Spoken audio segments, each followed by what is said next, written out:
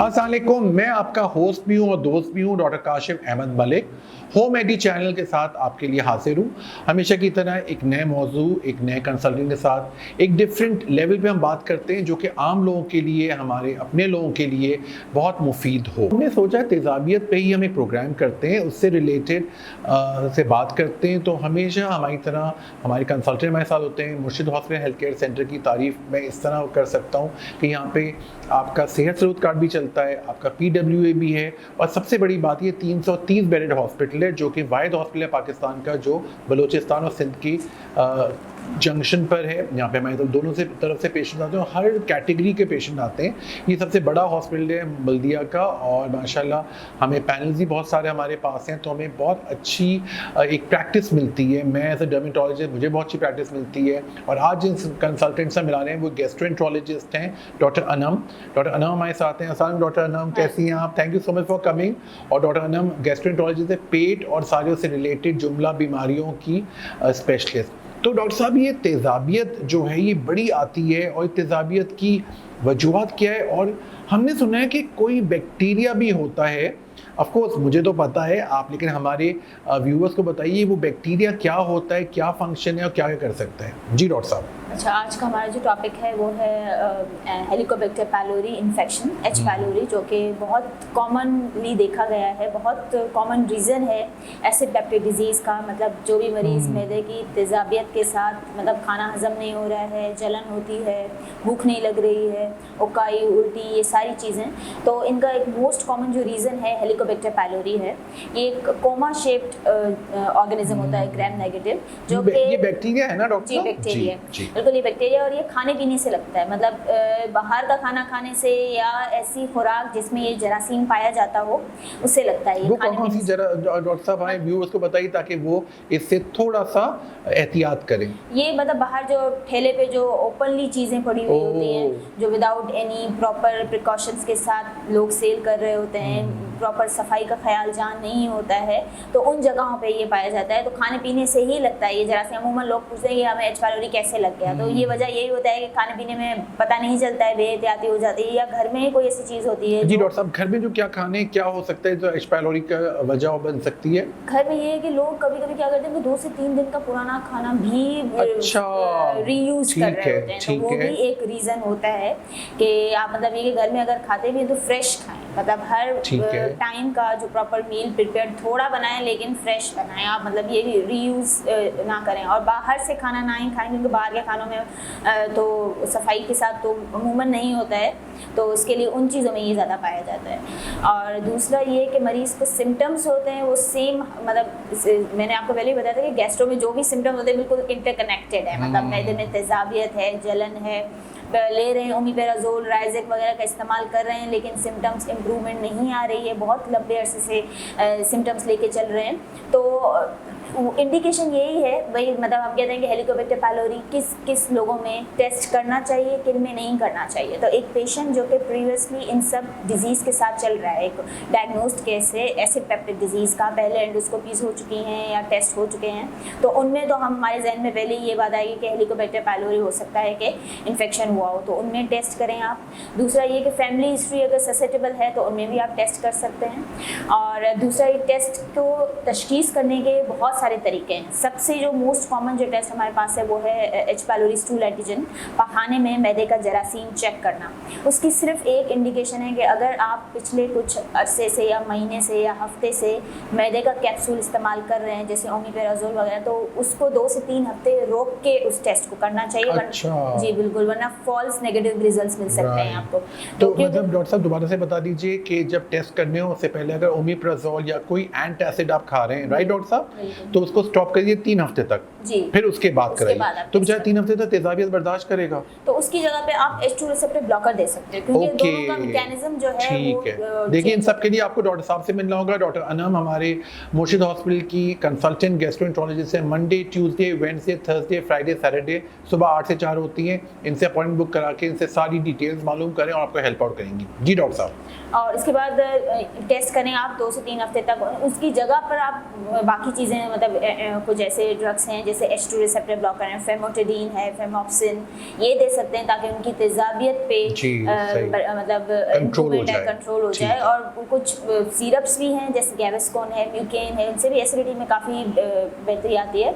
तो उसके बाद फिर आप टेस्ट करें उनको, स्टूल के टेस्ट के ज़रिए H पाइलोरी को देखें, और उसके बाद फिर अगर वो पॉजिटिव आता है तो उनकी बहुत सारे ट्रीटमेंट स्ट्रेटजीज़ हैं। जो मोस्ट कॉमनली एंटीबायोटिक्स हम देते हैं for the treatment of H pylori, वो हमारी ट्रिपल रेजीम है। ट्रिपल रेजीम में हमारी एमॉक्सिसिलिन है, हालांकि डोज बहुत ज़्यादा है, 1 ग्राम BD का डोज, जो कि अमूमन लोग टॉलरेट नहीं कर पाते हैं। किनको तो मोशन हो जाता है, किनको पेट में दर्द बढ़ जाता है। वो कहते हैं कि हालांकि विदाउट एनी इंटरप्शन आपको 14 डेज ट्रीटमेंट कोर्स लेना होता है ना H पाइलोरी का। 14 डेज का ट्रिपल रेजीम कोर्स है। डॉक्टर साहब, मैंने इसका एक फार्मूला बनाया था जब मैं पढ़ रहा था गैस्ट्रोएंटरोलॉजी, तो COA क्लेरेथ्रोमाइसिन, ओमिप्राजोल, एजिथ्रोमाइसिन, ये भी आई थिंक रेजीम है। ऑफ कोर्स आप सही बताएंगी ज़्यादा, क्योंकि हम लोग तो ने पढ़ा है अंडर ग्रेजुएट लेवल पे, और ग्रेजुएट लेवल पर आप इसकी स्पेशलिस्ट हैं। ये मुझे बताइए डॉक्टर साहब कि इसके बहुत सारे रेजीम्स हैं, तो आप जो रेजीम देती हैं वो पेशेंट की एज, लाइफस्टाइल देख के देती हैं, या कोई एक रेजीम आपको लगता है कि ये सब पे चल जाएगा?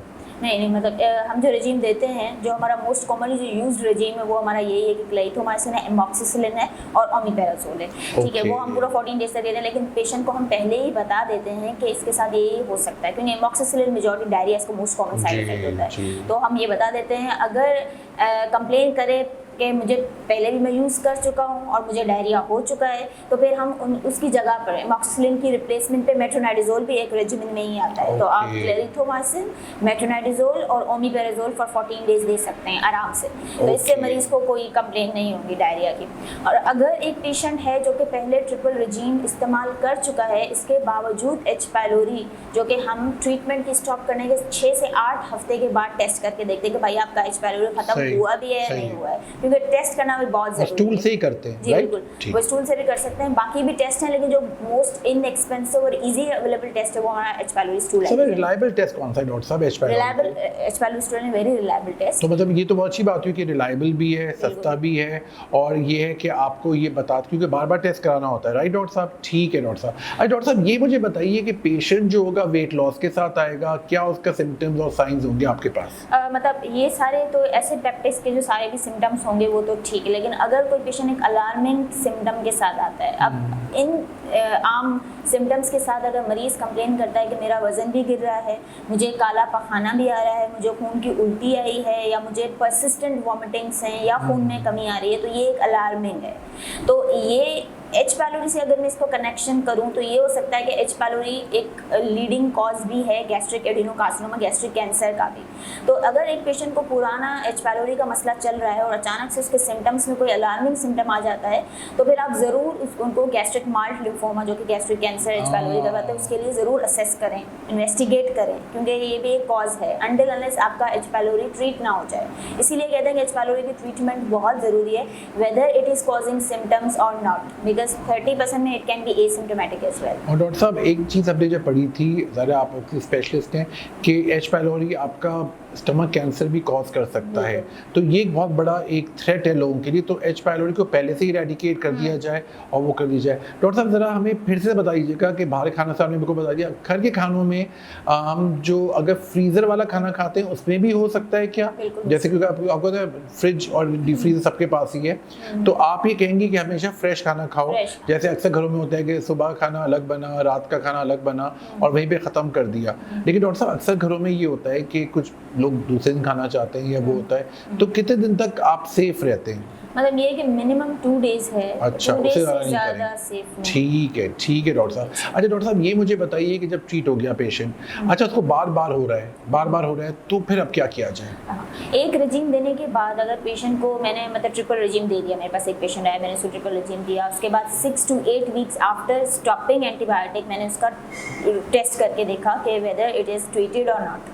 अगर वो ट्रीट हो गया तो ठीक है, अगर नहीं हो रहा है और मैं उसे दोबारा वही ट्रीटमेंट ट्रिपल रेजिम को मैं दोबारा रिपीट कर रही हूँ, ठीक है, मैं कर सकती हूँ, मैं 2 times we can repeat the triple regime. तो 2 बार मैंने उसे देकर देखा, उसके बाद मैंने दोबारा टेस्ट किया और स्टिल इट इज़ पॉजिटिव। तो अब मेरे पास अल्टरनेटिव रेजिम्स भी हैं एच पायलोरी के, जैसे हमारे पास क्वाड्रुपल रेजिम है, सिक्वेंशियल रेजिम है, कंकमिटेंट थेरेपी है, तो वो भी हम इस्तेमाल कर सकते हैं। तो कभी कभी स्ट्रेन्स पे डिपेंड करता है, एच पायलोरी के डिफरेंट स्ट्रेन्स होते हैं, कोई treatment susceptible to one regime होता है, कोई अनदर रेजिम होता है, तो फिर हम रेजिम को अल्टरनेट करके पेशेंट को इरेडिकेशन की तरफ ले जा सकते हैं। ये भी एक तरीका। ठीक है डॉक्टर साहब। अच्छा, तो यार ये बात है कि सारे टेस्ट जो कि स्टूल से ही होंगे, अच्छा ये आप अगर रेकमेंड करती हैं, मतलब लाइक आई नो कि ये बड़ा डिस्टर्बिंग हो जाता है पेशेंट की बार बार टेस्ट कराना, कि अगर एक टेस्ट आपने एक लेबोरेटरी से कराया, 2 आपने 2 लेबोरेटरी से कराया, 2 में पॉजिटिव आया, 1 में नेगेटिव आया है, अब आप एज अ गैस्ट्रोएंटरोलॉजिस्ट क्या प्रेफर करेंगी?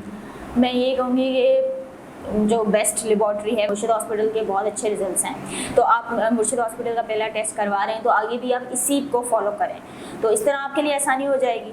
ठीक है, अगर मल्टीपल करवाएंगे तो फिर आप कंफ्यूज ही रहेंगे कि किसको फॉलो करें और किसको नहीं करें। ज़बरदस्त डॉक्टर साहब ने बहुत ज़बरदस्त बात की, बहुत अच्छी ज़बरदस्त लुबे लुबा। मैं आपको थोड़ा सा बता दूं कि उन्होंने कहा है कि एच पायलोरी कभी कभी आपको पता भी नहीं चलता है, ना तेज़ाबियत होती है, ना बदहज़मी होती है, ना कुछ और होता है, लेकिन वो हो सकता है।